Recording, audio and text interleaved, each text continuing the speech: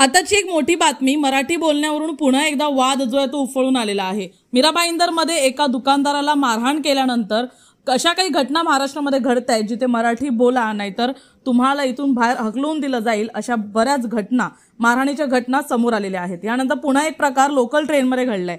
Local ट्रेनच्या ladies डब्यामध्ये ladies प्रवास करत असताना या ठिकाणी एका मराठी महिलेनी दुसऱ्या अमराठी महिलेला मराठी येत नसल्याने त्याच्यासोबत वाद घातला।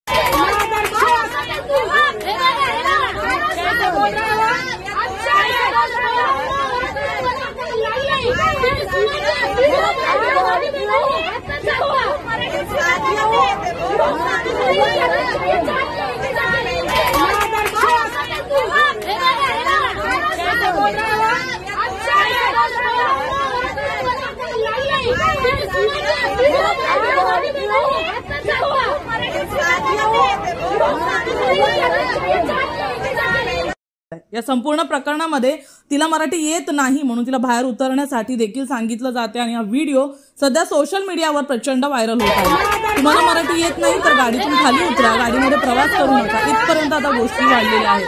गेल्या काही दिवसांपूर्वी महाराष्ट्रामध्ये मराठीचा वाद हा पेटला। मीरा रोडमध्ये एका दुकानदाराला मारहाण केल्यानंतर हा संपूर्ण वाद पेटला आणि त्यानंतर जे आहे हा वाद आता विकोपाला गेला।